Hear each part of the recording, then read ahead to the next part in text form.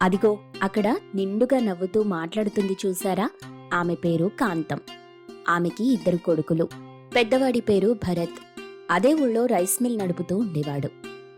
ఆ ఆ మూటలన్నీ అక్కడ సర్దండి. రేపు షావుకారికి 30 బస్తాల బియ్యం వెళ్ళాలి. అంటూ రైస్ మిల్లు నడుపుతూ ఉండేవాడు. ఎప్పుడూ చాలా బిజీగా బ్రతుకుతూ ఉండేవాడు. చిన్న కొడుకు పేరు రఘు. అతను అదే ఊళ్ళో వ్యవసాయం చేస్తూ ఉండేవాడు. పర్లేదు అన్నం తిన్నాక కాసేపు పడుకోండి. అమ్మా, ఈ వయసులో మీరు పనికొచ్చారేంటి? మీ కూలి మీకు పంపిస్తాను, మీరు కూర్చోండి అని చాలా ఓర్పుగా పని చేయిస్తూ ఉండేవాడు. ఇలా జరుగుతూ ఉండగా ఒకరోజు ఆ బంగారుపురంలో బాగా వర్షం పడుతూ ఉంది. ఇంట్లో కాంతం కూర్చొని ఏంటో ఒక్క సినిమా కూడా మంచిది రావట్లేదు అని ఆలోచిస్తూ ఉండగా షావుకారు కూతురైన కోమలిని తీసుకుని భరత్ వచ్చాడు. ఇద్దరి మెడలో దండలున్నాయి. అమ్మా, ఈ అమ్మాయి షావుకారు గురుస్వామి కూతురు. ఇద్దరం ప్రేమించుకుంటున్నాం అని భయపడుతూ చెప్పాడు. కాంతం లేచి వాళ్ళిద్దరినీ షావుకారు గురుస్వామి దగ్గరికి తీసుకెళ్ళింది. గురుస్వామిని ఒప్పించి వాళ్ళిద్దరికీ అంగరంగ వైభవంగా పెళ్లి చేసింది. ఊరంతా ఆమె పిల్లల ఇష్టాన్ని కాదనలేకపోయింది అనుకున్నారు. కాని షావుకారు వెనుక ఉన్న ఆస్తిని చూసి ఒప్పుకుందని కాంతానికి మాత్రమే తెలుసు. మా అమ్మ ప్రేమని అర్థం చేసుకుంటుంది. నేను కూడా నా ప్రేమని అమ్మకి చెప్తాను అనుకుని రఘు తను కూలి నరసయ్య కూతుర్ని ప్రేమిస్తున్న విషయం చెప్పాడు. చీచి, కూలిదాంతో ప్రేమేంట్రా? అదేంటమ్మా అలా అంటావు? ఆ అమ్మాయి చాలా మంచి అమ్మాయి. నిన్ను చాలా బాగా చూసుకుంటుంది. మన కుటుంబంలో కలిసిపోతుంది. కాని కాంతం మాత్రం కూలివాడితో వియ్యమందడానికి అస్సలొప్పుకోలేదు. ఈ విషయం రఘుకి అర్థమై మౌనంగా అక్కడి నుండి వెళ్ళిపోయాడు. ఒకరోజు బాగా వర్షం పడుతున్నప్పుడు నరసయ్య కూతురు ప్రియాని పెళ్లి చేసుకొనొచ్చాడు. అప్పుడే కొత్తగా పెళ్లి చేసుకుని ప్రియా రఘులు ఇంటికొచ్చారు. అత్త కాంతం ఇష్టం లేకపోయినా దిష్టి తీసి లోపలికి పిలుచుకొచ్చింది. ఒక వారం రోజుల పాటు ప్రియా రఘులు అన్యోన్య దాంపత్యంలాగా ఉన్నారు. ప్రియా రఘు ఊళ్ళో తిరుగుతూ ఉంటే అందరూ చూడముచ్చటగా ఉంది జంట అని మెచ్చుకునేవాళ్లు. ఒకరోజు సాయంత్రం కోడలు ప్రియా గదిలో కూర్చొని బట్టలు మడత పెడుతుండగా అత్త కాంతం వచ్చింది. ఇదిగో అమ్మాయి అని పిలవగానే ప్రియా మంచం మీద నుండి లేచింది. కాంతం కాలు మీద కాలేసుకుని కూర్చుంది. ఇదిగో అమ్మాయి, ఇది పుట్టిల్లు కాదు, మెట్టినిల్లు.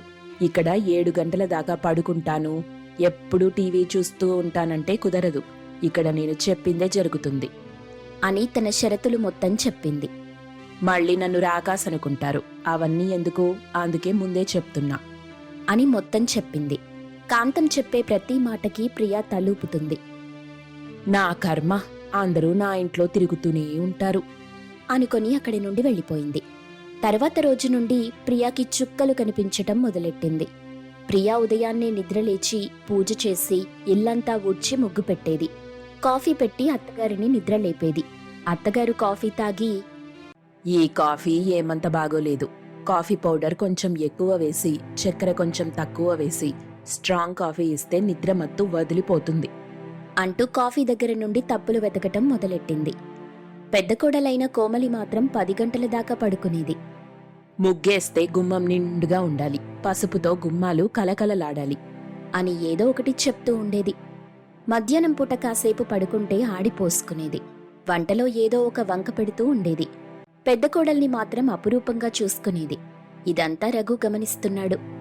అమ్మకి చాదస్తం ఎక్కువ, నువ్వు బాధపడకు, ఆమె తొందరలోనే మారిపోతుంది అని ఏదో ఒకటి ప్రియాకి సర్ది చెప్తుండేవాడు. షావుకారు ఆ ఇంటికి వస్తే కాంతం సకల మర్యాదలు చేసేది. నరసయ్య వస్తే మాత్రం చాలా చులకనగా చూసేది. ఒకరోజు కాంతంని కలవడానికి ఆ వీధిలో ఫ్రెండ్స్ వచ్చారు. రండి రండి, కూర్చోండి. ప్రియా, టీ తీసుకురా అని కోడలికి చెప్పింది. ఇంకేంటి విశేషాలు? ఆ రాజేశ్వరి కూతురు లేచిపోయిందంటగా, మునసబు గారి 3వ కూతురు నీళ్ళోసుకుందంటగా. అలా ఊళ్ళో జరిగే విషయాలన్నీ మాట్లాడుతుండగా ప్రియా టీ బిస్కెట్స్ తీసుకుని అక్కడికొచ్చింది. కాంతం మరియు ఫ్రెండ్స్ అంతా మాట్లాడుతూ టీ తాగారు. ఛీ, ఇది టీనా? అసలు నీకు టీ పెట్టడం వచ్చా? దీన్నెవరైనా టీ అని అంటారా? ఎప్పుడైనా పుట్టింట్లో టీ తాగిన మోహమైతే కదా అని అందరి ముందు టీ విసిరి కొట్టింది. అసలు నీకు టీ పెట్టడమే రాదు. ఎప్పుడైనా వంటింట్లోకొస్తే టీ ఎలా పెట్టాలో తెలుస్తుంది. పెద్ద కోడల్ని చూసి నేర్చుకో అని తిడుతూనే ఉంది. సరే పోనీలేవే అని మిగతా స్నేహితులు అంటున్నా పట్టించుకోకుండా తిడుతూనే ఉంది. ఇన్ని తిడుతున్నా ప్రియా మాత్రం అలాగే సైలెంట్గా ఉంది. ఛీ పాడు మొహందాన వెళ్ళు. అంటూ చాలా అవమానపరిచింది. ప్రియా అక్కడి నుండి వెళ్ళిపోయింది. ఒకరోజు బోరున వర్షం కురుస్తుంది. ఒంట్లో కాస్త నలతగా ఉంటే ప్రియా పడుకొని ఉంది. ఆ పడుకో అమ్మా పడుకో. పుట్టింట్లో మీరు యువరాణి కదా, పాపం పాదాలు కింద పెడితే కందిపోతాయి అంటూ శాపనార్థాలు పెట్టడం మొదలెట్టింది. ఒంట్లో బాగోలేదత్తయ్యా, అందుకే అలా పడుకున్నాను. 2 నిమిషాలు లేస్తే ఏం కాదులే, వెళ్ళి బట్టలు తీ, తడిచిపోతున్నాయి. అలాగే అదైపోయాక కాఫీ పకోడీ చెయ్యి అంటూ చెప్పి వెళ్ళింది. ఒంట్లో బాలేకపోయినా అత్త చెప్పిన ప్రతి పని కోడలు గౌరవంగా చేసింది. కోమలి దగ్గరికి కాంతం వెళ్ళింది. అమ్మా కోమలి, వర్షం పడుతుంది, రా కాఫీ తాగుతూ పకోడీ తిందాం అని షావుకారు కూతుర్ని తీసుకుని కబుర్లో చెప్తూ కూర్చుంది. ప్రియా జ్వరంతో కూర్చున్నా ఎవరూ తన గురించి పట్టించుకోలేదు. కాని కుటుంబం కోసం కష్టపడే రఘుకి మాత్రం దీని గురించి తెలీదు. ప్రియా వాళ్ల పుట్టింటి వాళ్ళు ఎప్పుడైనా ఎలా ఉన్నావని అడిగితే అంతా బావుందని చెప్పేది ప్రియా. ఒకరోజు కాంతం కూతురు సునీత పుట్టింటికొచ్చింది. కూతుర్ని చూడగానే కాంతానికి రెక్కలొచ్చాయి. బంగారు తల్లి వచ్చావా, రారా. ఏం తింటావమ్మా? ప్రియా, చికెన్ గారెలు చెయ్యి, సాయంత్రానికి పాయసం చెయ్యి. ఎలా ఉన్నావమ్మా, అల్లుడెలా ఉన్నాడు అని ప్రియా చేత రకరకాల వంటలు చేయించి పెట్టింది. ప్రియా కూడా ఏమాత్రం అలుపు లేకుండా మరదలి కోసం వంట చేసి పెట్టింది. కోమలి ఏదో మొక్కుబడిగా పలకరించి వెళ్ళిపోయింది. సాయంత్రం పూట పెరట్లో కాంతం సునీతలు కూర్చొని ఉన్నారు. ఏంటమ్మా అలా దిగులుగా ఉన్నావ్? అత్తారింట్లో అంతా బాగుందా? అల్లుడుగారు బాగా చూసుకుంటున్నారా? మీ అత్త బాగా ఉంటుందా నీతో? అల్లుడు బాగానే చూసుకుంటున్నాడు, కాని మా అత్తయ్యతో చాలా ఇబ్బందిగా ఉందమ్మా. ఏమ్మా ఏమైంది, నన్ను మాట్లాడమంటావా అంటూ కన్నతల్లి ప్రేమతో అడిగింది. అదేం వద్దులేమ్మా, అదేం పెద్ద విషయం కాదు. నేనేం చేసినా తప్పంటుంది. ప్రతి విషయంలో నన్ను కరెక్ట్ చేస్తూనే ఉంటుంది. అందరి ముందు నన్ను ఎగతాళి చేస్తుంది. చాలా ఇబ్బందిగా ఉంది. నా తోటి కోడలు బాగా డబ్బున్నది, అందుకే నన్ను చులకనగా చూస్తుంది అని ప్రతి మాట చెప్తుంది. కాని కాంతంకి తన కూతురు గుర్తు రావటం లేదు. ప్రతి మాటలో కాంతం చేసే పనే గుర్తొస్తుంది. కొన్ని రోజుల తరువాత సునీత వెళ్ళిపోయింది. కాని కాంతం కూతురు చెప్పిన మాటల గురించే ఆలోచిస్తుంది. నా ఇంటికొచ్చిన కోడలు కూడా ఒక అమ్మకి కూతురే కదా. నా కూతురిప్పుడు లోపల ఎంత బాధపడుతుందో నా కోడలు కూడా అంతే బాధపడుతూ ఉంటుందిగా అంటూ బాగా ఆలోచించింది. ఆ రోజు నుండి అత్తయ్య కాంతం ఆలోచనలలో, ప్రవర్తనలో మార్పొచ్చింది.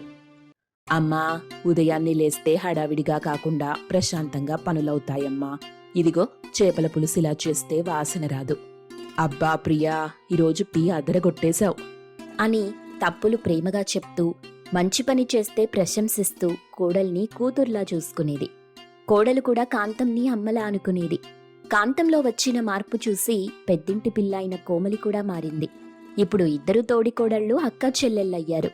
అమ్మలో మార్పు తేవడానికి, ఒక ఆడపిల్ల కష్టాన్ని తీర్చడానికి సాటి ఆడపిల్ల అయిన సునీత ఆడిన నాటకమిదని ఎవ్వరికీ